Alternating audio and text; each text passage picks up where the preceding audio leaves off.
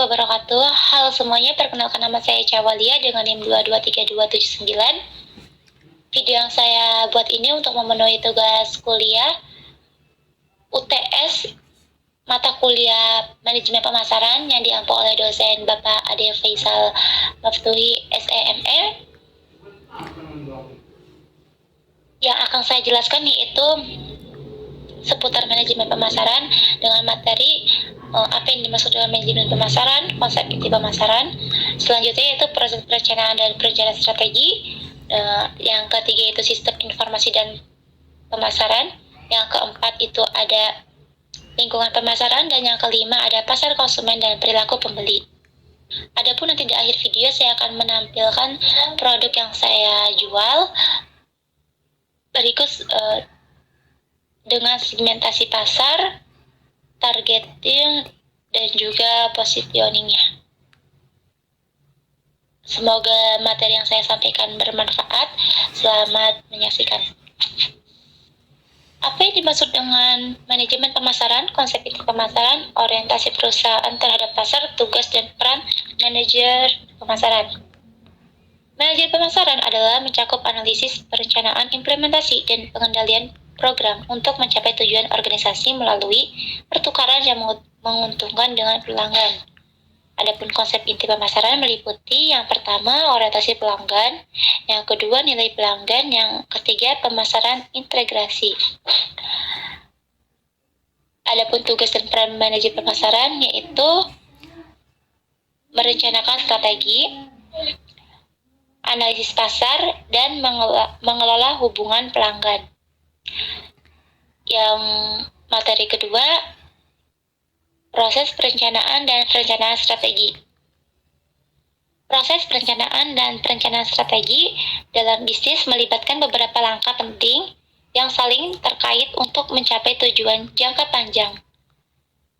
Proses perencanaan yaitu ada riset pasar, mengumpulkan data tentang tren pasar, pelanggan, dan kompetitor. Yang kedua itu penetapan tujuan. Menetapkan tujuan yang spesifik, terukur, dapat dicapai, relevan, dan berbatas waktu. Yang ketiga itu pengembangan strategi. Merumuskan strategi yang sesuai untuk mencapai tujuan yang telah ditetapkan. Dan yang keempat adalah implementasi rencana. Melakukan strategi dengan mengalokasikan sumber daya yang diperlukan. Adapun perencanaan strateginya yaitu perencanaan jangka panjang, fokus pada visi dan misi perusahaan serta langkah-langkah untuk mencapainya. Yang kedua, perencanaan taktis, menyusun rencana jangka pendek untuk mendukung strategi jangka panjang. Dan yang ketiga yaitu evaluasi dan penyesuaian, secara berkala menilai hasil dan melakukan penyesuaian jika diperlukan untuk memastikan perencanaan tujuan. Materi yang ketiga yaitu sistem informasi dan pemasaran. Sistem informasi pemasaran merupakan sistem yang digunakan untuk mengumpulkan, menganalisis, dan mendistribusikan informasi penting bagi manajer pemasaran. Tujuannya itu adalah untuk meningkatkan akurasi pengambilan keputusan dan peningkatan efektivitas upaya pemasaran. Adapun komponen SIP, yang pertama yaitu subsistem input pemasaran, melakukan riset pemasaran untuk mengumpulkan data terkait aspek operasi pemasaran, khususnya tentang konsumen dan calon konsumen. Data ini biasanya dikumpulkan melalui survei. Yang kedua itu ada subsistem output pemasaran, memberikan informasi yang relevan kepada manajer pemasaran. Informasi ini dapat berupa analisis statistik, hasil riset pasar, dan catatan internal perusahaan.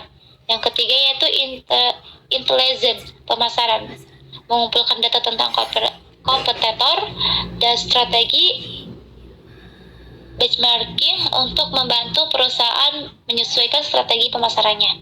Dan yang keempat itu ada laporan internal, menggunakan data internal seperti persediaan, arus kas, biaya staf pemasaran, dan piutang untuk memberikan wawasan penting bagi manajer pemasaran. Adapun fungsi SIP itu membantu perusahaan menciptakan customer flow dan tingkat retensi pelanggan. Yang kedua, memperkuat hubungan bisnis dengan pelanggan melalui informasi yang relevan. Dan yang ketiga itu memberikan analisis detail lingkungan eksternal dan internal sehingga dapat membantu pengambilan keputusan strategis. Adapun riset pemasaran itu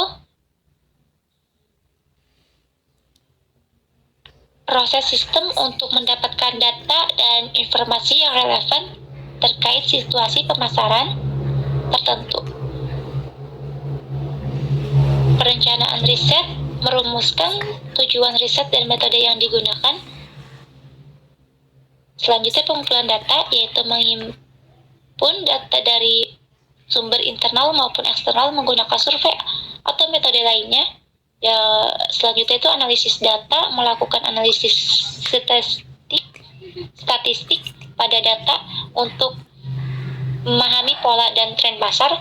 Dan selanjutnya itu pelaporan hasil, menyajikan hasil riset dalam bentuk laporan yang akurat dan berguna bagi pengambilan keputusan pemasaran. Adapun jenis-jenis perusahaan riset pasar yaitu syndication service research firm, yang kedua custom marketing research firm, yang ketiga itu specialty line marketing research firm. Materi yang keempat yaitu ada lingkungan pemasaran.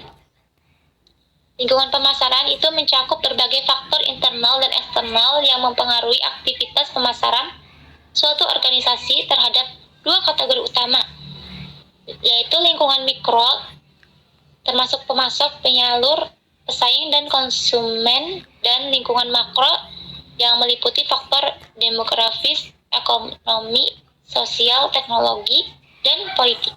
Memahami lingkungan ini penting untuk mengidentifikasi peluang dan ancaman serta pengelola perusahaan dalam strategi pemasaran. Keberhasilan pemasaran bergantung pada kemampuan perusahaan untuk beradaptasi dengan dinamika lingkungan yang kompleks dan terus berubah.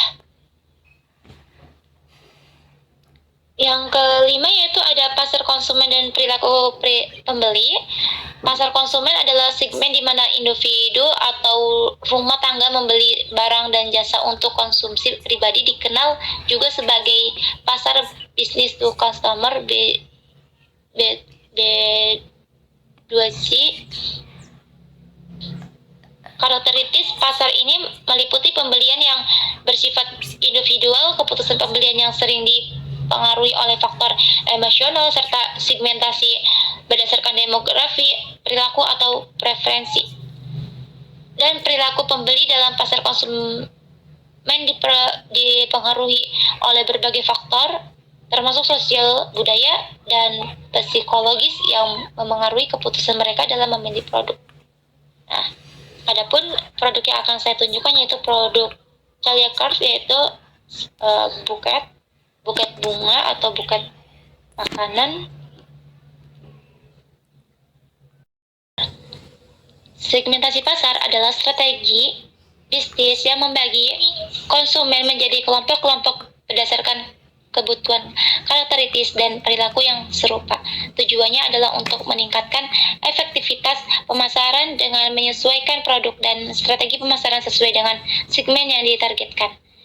Ada 4 faktor, yaitu ada demografis, geografis, psikologis, dan perilaku.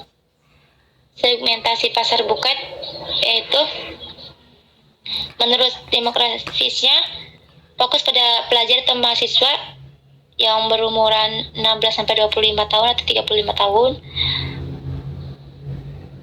Dalam segi segmentasi geografis itu menargetkan daerah yang banyak sekolah dan kampus sehingga memudahkan akses bagi target pasar yang ingin membeli buket. Dan yang ketiga itu segmentasi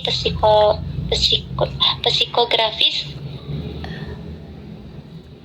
menyasar konsumen yang mengikuti tren, memberi bunga dalam berbagai acara, menunjukkan preferensi terhadap produk kreatif dan unik. Adapun jenis buket seperti buket untuk perayaan, ulang tahun, pernikahan, wisuda, hari ibu atau hari Valentine. Buket untuk penghiburan yaitu berduka atau sakit, dan buket untuk demokrasi, rumah, kantor, acara, dan lainnya. Adapun buket untuk hadiah teman, keluarga, rekan kerja, dan lain-lain. Banyak sekali jenis buket yang bisa kita berikan kepada orang lain. Untuk pengembangan produk atau target pasarnya itu, saya menargetkan wilayah-wilayah potensi seperti kampus atau sekolah untuk berjualan buket, baik itu buket bunga, buket uang, makanan, dan lainnya dengan target pembeli. Target pembeli utama memperhatikan ukuran dan besarnya segmen yang dipilih, misalkan mahasiswa dan ibu-ibu muda di usia 20-30 tahun. Adapun positioningnya yaitu adalah strategi pemasaran yang bertujuan untuk menciptakan kesan tertentu di benak konsumen mengenai suatu produk atau merek, merencanakan citra produk agar berbeda dengan brand lain sehingga buket bunga yang tidak mudah layu atau memiliki desain unik dan cantik. Seperti memfokuskan pada unsur-unsur spesifik desain unik, membuat desain bunga atau buket macam lainnya yang unik, yang cantik untuk menunjukkan diferensi dari produk lainnya. Selanjutnya itu menekankan kualitas keseseraban bunga. Pastikan bunga yang digunakan untuk membuat buket tidak layu dan tetap segar. Perawatan bunga yang teliti dapat menjadi keunggulan produk kita. Variasi desain dan variasi bahan, tawarkan variasi desain buket untuk memenuhi keseleraan beragam konsumen. Misalkan buket yang disusun yang rapi, terus juga dengan gaya modern, klasik, atau minimalis. Dan yang selanjutnya itu adalah fokus pada segmentasi psikografis konsumen yang mengikuti tren. Targetan konsumen yang suka mengikuti tren, memberi buket dalam acara tertentu seperti ulang tahun, wisuda, atau anniversary. Brand identity, ciptakan brand yang kuat. Brand kita yang memberi kualitas yang bagus, meningkatkan kesan profesional dan reliabilitas produk. Selanjutnya itu ada penawaran terpersonalisasi, menyesuaikan penawaran dengan musim atau acara-acara spesifik untuk meningkatkan relevansi produk dengan kebutuhan konsumen. Dan yang terakhir itu mempromosikan melalui media sosial. Gunakan platform media sosial seperti Instagram, Facebook, TikTok, Shopee, atau mempromosikan produk buket dengan foto-foto yang menawarkan dan testimoni positif dari pelanggan. Baik, itu saja pengenalan produk yang saya sampaikan. Untuk kesimpulan adalah strategi targeting pasar buket melibatkan identifikasi demografi, geografi, dan psikologi target pembeli. Demikian pula strategi segmentasi geografis dan psikografis digunakan untuk menyesuaikan promosi dan lokasi penjualan dengan kebutuhan dan preferensi target pasar. Oleh karena itu, bisnis buket yang efektif harus memahami detail profil target pasar dan menyesuaikan strategi marketingnya untuk mencapai tujuannya optimal. Semoga video ini bermanfaat. Terima kasih yang telah menonton.